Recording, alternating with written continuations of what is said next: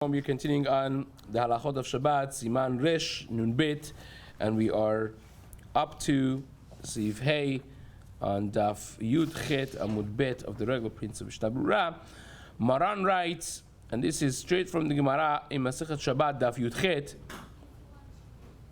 Umutar liftoach mayim legina vehem nimshachim veholchim bechol haShabbat. We spoke about the fact that if you have a melacha that you start and you put into motion from before Shabbat, and during the Shabbat it happens, normally speaking that would be mutar, aside from examples that we gave, that we will be concerned that you're going to tamper with it during Shabbat, but short of that it would be mutar. So one example of such is, says the Shulchan Aruch, if you are opening the water minutes before Shabbat, and now the water is going to go through a canal and water acres of your field on Shabbat, little by little, that, says the Shulchan Aruch, is mutar. Ulhaniach kilor ave al ha'ayin, to put, they had, like, let's say a cream that was believed to be a refuah for eye aches and issues, medically speaking. If you put that right before Shabbat, and you put a thick layer that now is going to be effective during the course of the hours of Shabbat, that also is going to be mutar, even though that it's asur to put the kilor, the same cream, the same medication on your eye on Shabbat. ולתת מוגמר תחת הכלים והם מתגמרים עליהם כל השבת. ואפילו מוגמר מונח בכלי דאין אדם מצווה על שביתת כלים. Also, they used to have like smoke of good smelling species. They would put spices and whatnot, and they would have what do you call they have it nowadays also, this sticks that incense. They would have burning incense with the smoke that would come out of them, and they would do it underneath clothing that would be drying out or freshly laundered, and this would give them like a good odor. That was like the deodorant back then, the way they did it. So can you do that before Shabbat? The Shulchan says yes, even though that you're putting the incense inside, burning an incense inside your vessels, it's still mutar, because you're not chayav on shvitat kelim, and that would be completely mutar as well. ולתת שעורים בגיגית לשרותן וטוענין בקורת בית הבד והגת מבעוד יום על הזיתים והענבים והשמן והיין יוצא מהם מותר. Also, if you want to put barley inside water and you want to wet them to get soaked, mutar if you're doing it before Shabbat. Same would be if you are piling up olives or grapes in a machine that they used to use. The Bet Abad was like the winery or the oil company, and the way they would operate would be by olives, there was a process beforehand. They would put them in a closed container for them to ferment a little bit and soften, and then they would put it in Bet Abad. For anavim, they would just clean them beforehand, and they would put, and there was a korat Bet Abad. There would be a press on top of the container with holes on the bottom, and on top of the press they would put an enormous log, very heavy, that the entire weight of that would sit on top of the press, and it would kind of squeeze everything down, and during the hours afterwards they would leave it for a day or so to get every little bit of oil or grape juice wine out of the olives or the grapes. And if you do that a minute before Shabbat, you put the press on, you put the massive log on top of the press, and you go to say lahadodi, right? Mutar, because you're doing it.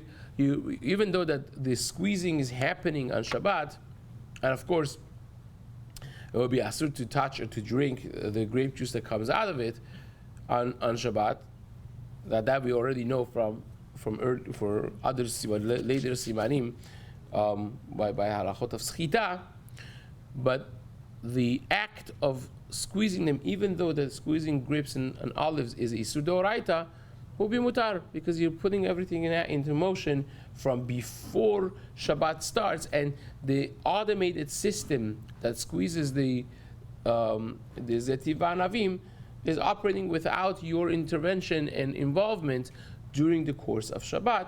And that is another example of something you put in the melacha that you put in motion. So watering your garden, your field is going to be a sur of zriya, and that's still mutar, d'oraita we're talking about, and still mutar because you started before. And same would be here for schitat anavim and zetim, which would be mutar so long as you put it from before Shabbat, right? What about a cake? You put cake batter in the oven before Shabbat? So cooking is something that it's a little different, because again, the concept of our concern of maybe you're going to stoke the fire to hasten the process because your guests are coming and you want to serve that food is something that we have to deal with, which is dealt with in next Siman Resh Nun Gimel, and in Siman Shin Yud Chet later on in the halachot of Bishul. But again, if you don't have that concern, if you take care of that concern, if, for instance, if you start something brand new, right, you have pieces of meat and vegetable and this, mamash uncooked, and you put it out for Shabbat, then it's mutar also, because you are giving up for serving that on Friday night. That you're not going to have, right? So it's for Shabbat morning, and by Shabbat morning it's going to be cooked, well cooked already. There's no problem. So if you have that would be mutar. If you have something that's like half cooked right before Shabbat, then that would become very questionable, because you may come to stoke the fire to hasten the process of cooking. So again, it all depends on what it is that you're doing. Just saying conceptually, by cooking and baking, it's more questionable than these melachot discussed over here.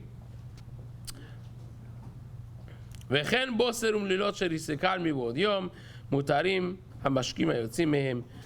If you have crushed items that the process of their squeezing is crushing them first, and then kind of they let their content of juice out in the course of the next few hours. So if you crush them from right before Shabbat, and now during the course of Shabbat, the mashkim hayotzim mehem, the juice that comes out of them, it will be mutar umutar latet chitim letoch rechaim shel mayim samuch lachashecha. You could also put a pile of wheat in the wind mills that they had back in the day, or the water mills that they had back in the day.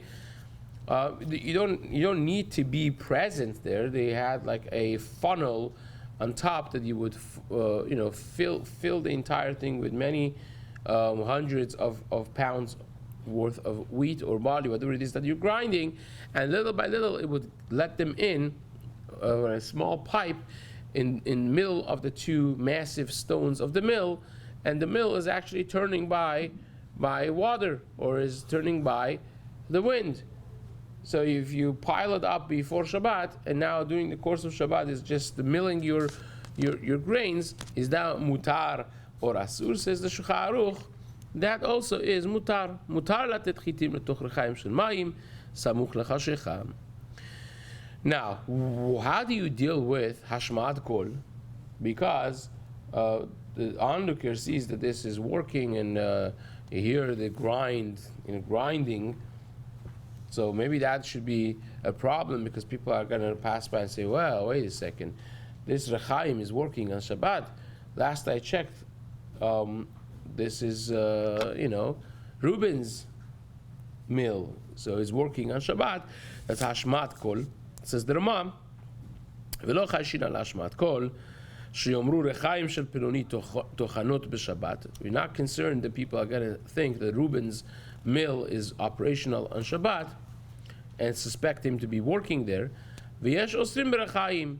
And there are those who say, no, we are concerned about השמעת קול, ובכל מקום שיש לחוש להשמעת קול, any place, not just here, but any place that you have a concern of hashmat kol is something to be careful. And the Rama says, even though that there's machloket, the minhag is to be machmir. right? The minhag in our countries, the Ashkenaz,